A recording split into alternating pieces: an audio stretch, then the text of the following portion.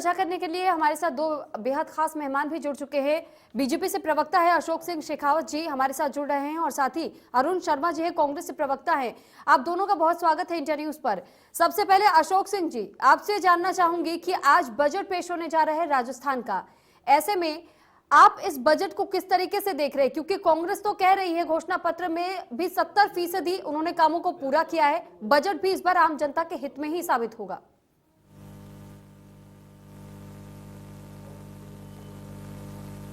देखो सुरभि जी, जिस प्रकार से ये बजट पेश होगा, यदि सरकार का हम देखें तो ये चौथा बजट है और चौथा बजट के अंदर आप देखेंगे कि आप ये 3 बजटों का लेखा जोखा हम देखेंगे तो घोषणाएं तो बहुत की, लोक लुभावन की घोषणाएं भी करी, लेकिन धरातल पर कितना उतरा ये इसका देखने का बात है। धरातल पर यदि योजनाओं को हम देखें तो ये कई योजनाएं हैं जो इनकी फेल साबित हुई है। और उसके अलावा आप देखिए कि 2020-21 का यदि बजट था तो इस 20-21 के बजट के अंदर इन्होंने कहा कि हम 7 संकल्प लेके आते हैं, संकल्प से राजस्थान को हम अच्छा एक माहौल देंगे और रोजगार आएगा, चिकित्सा व्यवस्था अच्छी होगी, राजस्थान के लोग निरोगी रहेंगे, बाल कल्याण होगा, महिला सुरक्षित रहेगी, अपराध पर हम अंकुश लगाएंगे, किसानों के कल्याण होंगे और उनके लिए हम कई योजना लेके आएंगे। लेकिन धरातल पर आप देखते हैं तो कोई ऐसी योजना नहीं लेके आते हैं। और फिर बाद में आती है जन घोषणा पत्र। जन घोषणा पत्र का आप देखिए कि जन घोषणा पत्र में मुख्यमंत्री जी कहते हैं 70% काम हो गए हैं, जो अभी 15 तारीख को कहा और कल आप देखिए कि खाद्य मंत्री जी कहते हैं 80% हो गया। तो 10% का अंतर तो इनके इसी में आ गया कि अब 80% है या 10%, मतलब में 5 दिन में 10% उन्होंने कर भी दिए। बाकी मैं ये कहूँ कि राजस्थान के लिए क्या मिलना चाहिए इस बजट के अंदर। राजस्थान के बजट के अंदर यदि आपने 3 बजटों का हम देखें कि यदि 3 बजट का यदि विश्लेषण करते हैं तो इस विश्लेषण में ये साबित है और ये खुद के इनके नेता लोगों ने भी कहा है कि कौन कौन सी योजना थी। जैसे सबसे बड़ा कहा कि कृषि बजट के लिए हम अलग बजट लेके आएंगे। उससे पहले इन्होंने कहा कि कृषि बजट से पहले जो पिछले बजट में इन्होंने घोषणा की थी, लेकिन वितरण कंपनियां बनेगी एक जैसे बिजली की, वो मुझे लगता है आज तक गठन नहीं हुआ बिजली विभाग का। कुछ ना तो इनके पास बजट था, लेकिन एक लोक लुभावन ऐसी बात करी और वो बजट के रूप में नहीं आई, जो बजट का क्रियान्वयन होता तो कर नहीं पाई। वो इसके बारे में आज अशोक गहलोत साहब कहेंगे, मुख्यमंत्री जी कहेंगे, तो मुझे लगता है अच्छा है। और कृषि बजट के साथ साथ आप देखिए यदि संपूर्ण कर्ज माफी जो इन्होंने अपने जन घोषणा पत्र में कहा था कि 1-2 और अपने रैलियों में भी कहा इन्होंने, वो यदि इसमें होता है और 60 लाख के लगभग किसान है उनको उसमें राहत मिलती है। बजट का यदि पहला बजट इनका था तो और उसका दूसरा बजट था, इन्होंने कहा कि कृषि सब्सिडियों के बारे में इन्होंने कहा, लेकिन कृषि सब्सिडियों के बारे में आज भी धरातल पर कुछ नहीं है। कुसुम योजना जो सेंटर की गवर्नमेंट आती थी उसका श्रेय लेते थे और राजस्थान के अंदर आकर के इसमें भ्रष्टाचार किया। क्या उसमें भ्रष्टाचार रोकोगे क्या? दूसरा मैं कहता हूं जैसे मसाला बोर्ड जैसी बात थी तो मसाला बोर्ड का गठन नहीं हुआ। इन्होंने कहा कि राजस्थान को निरोग रहेंगे। जो चिरंजीवी योजना आई, जो चिरंजीवी योजना का लोगों से 830 रुपये आप तो प्रीमियम तो ले लिया आपने 850 के लगभग, लेकिन उस धरातल पर आप देखिए जाके निजी अस्पताल हैं वो आज लोगों को भर्ती भी नहीं कर रहे हैं। तो आपकी चिरंजीवी योजना कहाँ गई? जयपुर के सबसे बड़ा अस्पताल है एसएमएस अस्पताल है, जिसमें रोजमर्रा की छोटी छोटी दवाइयों की बार में किल्लत आती है। उसके बारे में मतलब सरकार ने ध्यान नहीं दिया है और कहती हैं कि निःशुल्क कर रहे हैं, हम जांच कर रहे हैं, निःशुल्क दवा कर रहे हैं। फिर बाद में देखिए कि इनके ठीक अशोक जी, आपने इतने सवाल पूछे हैं जब, तो एक बार अरुण जी से हम जानकारी भी ले लेते हैं और इस पर जवाब भी लेंगे। अरुण जी, बीजेपी की तरफ से आप पर कई सारे निशाने साधे गए, कई बार जिस तरीके से हमला बोला गया है, आप पे सवालिया निशान खड़े किए गए हैं कि दावे तो तमाम किए गए हैं आप लोगों में। एक और जहां आपका एक नेता कहता है कि 70% का काम हो चुका है घोषणा पत्र में जिन मुद्दों का ऐलान हमने किया था, और वहीं दूसरा नेता ये कह रहा है कि 80% का काम हो चुका है, 10% का मतभेद तो आपके नेताओं के बीच में ही सामने आ रहा है। तो जनता किस पर भरोसा करे, क्या कहेंगे इस पर?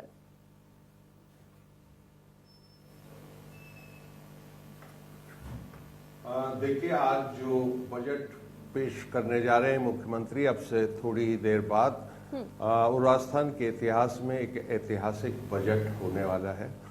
और भारतीय जनता पार्टी के दोस्त ने जो बातें कही, मैं उसको उसका कतई बुरा नहीं मानता। उनका फर्ज सिर्फ यही कहना है और सारी नकारात्मक बातें ही करनी है। लेकिन आप ये देखिए कि इस देश के किसानों के साथ जिस तरीके का व्यवहार पिछले साल 13 महीने तक दिल्ली में हुआ, उसके बाद किसानों के बारे में बात करते हुए इनको थोड़ी हिचकिचाहट जरूर होनी चाहिए और उसका असर अभी इनको देखने मिलेगा। रसीद 10 मार्च को मिल जाएंगी 2-3 रसीदें। तो देखिए, किसान एकमात्र सेक्टर था जिसने कोरोना काल में भी जिसका जीडीपी में भारी योगदान है। राजस्थान के केस में करीब 30% का योगदान रहता है जीडीपी में, और उसका ध्यान रखना बहुत जरूरी था। एक कैनार्ड, एक झूठ इन्होंने ये फैला रखा है कि हमने कोई कर्जा माफ नहीं किया। ये अर्ध सत्य है, क्योंकि सारी कोऑपरेटिव बैंक जिन पे राजस्थान सरकार का इन्फ्लुएंस डायरेक्ट होता है, इमीडिएटली 22 लाख किसानों के कर्जे माफ किए गए। 15,000 करोड़ रुपए का ऋण एक मुश्त में माफ कर दिया गया तुरंत। कॉमर्शियल बैंक के कुछ कर्जे बाकी हैं, क्योंकि कॉमर्शियल बैंक सब दिल्ली सरकार के अधीन होती है। फिर भी हम लगातार केंद्र सरकार को प्रपोजल भेजते रहे हैं और कि हम अपना शेयर भी देने को तैयार हैं, आप कॉमर्शियल बैंक से डील करो। ठीक, अरुण जी, वैसे तो आपने अभी कहा कि कमर्शियल बैंक को अभी तक कमर्शियल बैंक सरकार के अधीन नहीं है, उस पर आप विचार विमर्श कर रहे हैं। आप कोशिश कर रहे हैं किसानों के कर्ज माफ करने की। 2500 करोड़ का किसानों पर अब भी कर्ज बकाया है।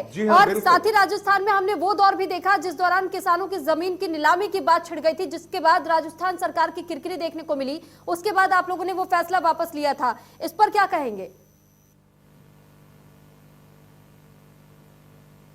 हाँ, मैं कह रहा हूं ना कि क्योंकि कमर्शियल बैंक्स का डायरेक्ट नियंत्रण हमारे पास नहीं था, फिर भी हम उनको काउंटर प्रपोजल दे चुके हैं। और आज जो बजट प्रस्तुत हो रहा है उसमें किसानों का दर्द समझते हुए मुझे पूरी आशा है कि उनके बाकी के कर्जे माफ करने की बात भी होगी और नए ऋण देने की सुविधाएं होंगी। और ये एक समग्र रूप से जो अलग से किसान का बजट बना है, ये पहल है और ये पहल फोकस दिखाती है कि हम बहुत केंद्रित हैं किसान के प्रति। हालांकि सभी क्षेत्रों में इस बजट में आप देखेंगी, हर शिक्षा का क्षेत्र हो, वहाँ नए महात्मा गांधी स्कूल खोले गए हैं और खुलेंगे, उनकी घोषणा की है। इंग्लिश मीडियम स्कूल गरीब बच्चों के लिए जो एक अनूठी पहल है और पूरे देश में पहली बार हुआ है, लोग फॉलो अप कर रहे हैं इसका। कुछ मेडिकल कॉलेजों के खोलने की भी घोषणा होंगी। एमएसएमई को भी बहुत ध्यान में रखा गया है। पिछले साल भी, पिछले बजट में भी एक घोषणा की गई थी और उसका क्रियान्वयन भी हुआ। मैंने अभी आपकी रिपोर्ट में भी एक लाभार्थी को कहते हुए सुना। एक बात मैं और कहना चाहता हूं कि ये जो 3 साल 3 बजट की बात करते हैं लगातार, इनको जानना चाहिए कि ये जो पिछले 2 साल हैं स्पेशली, वो कोई साधारण काल नहीं था, ना राजस्थान के लिए, ना देश के लिए, ना बल्कि विश्व के लिए। काफी दुश्वारियां थी, सरकारों की प्राथमिकताएं बदली, लोगों के जीवन रक्षा पहली प्राथमिकता पे आया। राजस्थान में उसका प्रबंधन की सब जगह तारीफ हुई है, उसमें कोई हिचकिचाहट नहीं होनी चाहिए। खुद प्रधानमंत्री भी एक बार सीएम मीटिंग्स में कह चुके हैं, अशोक जी ठीक काम कर रहे हैं। देखिए, उन सब दुश्वारियों के बावजूद बजट बहुत धरातल पे काम किए गए हैं। 20 एग्जाम्पल हैं, इनके पास 1-2 एग्जाम्पल जरूर होंगी।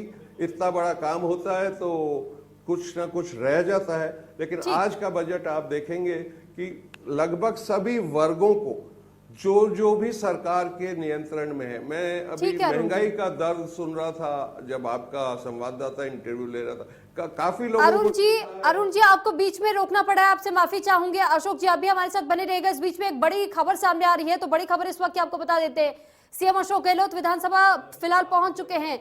सीएम अशोक गहलोत फिलहाल विधानसभा पहुंचे हुए हैं बजट पेशी के लिए। सुबह 11 बजे का वक्त बताया जा रहा है, जब थोड़ी देर के बाद ही बजट पेश होने जा रहा है। और फिलहाल सीएम अशोक गहलोत विधानसभा पहुंच चुके हैं। ये बड़ी खबर इस वक्त की आपको बता रहे हैं, इससे थोड़ी देर पहले ही जबकि बजट की प्रांतियों को भी विधानसभा लाया गया था पुलिस सुरक्षा के बीच में। फिलहाल सीएम अशोक गहलोत विधानसभा पहुंचे हुए हैं, तो ये बड़ी खबर इस वक्त की आपको बता रहे हैं।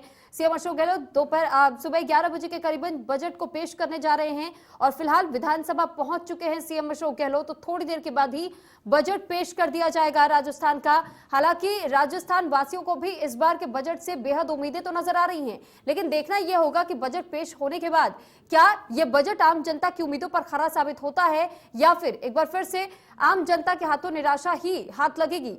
तो फिलहाल अभी असमंजस की स्थिति लगातार बरकरार है। आम जनता भी लगातार ये चाहती है कि जब बजट पेश हो तो आम जनता के चेहरे पर खुशी देखने को मिले, ना कि निराशा। लेकिन बजट पेश होने के बाद ये पता चल पाएगा कि आम जनता के चेहरों पर मुस्कान बनी रहेगी या फिर नहीं। लेकिन फिलहाल सचिन पायलट भी विधानसभा पहुंच चुके हैं।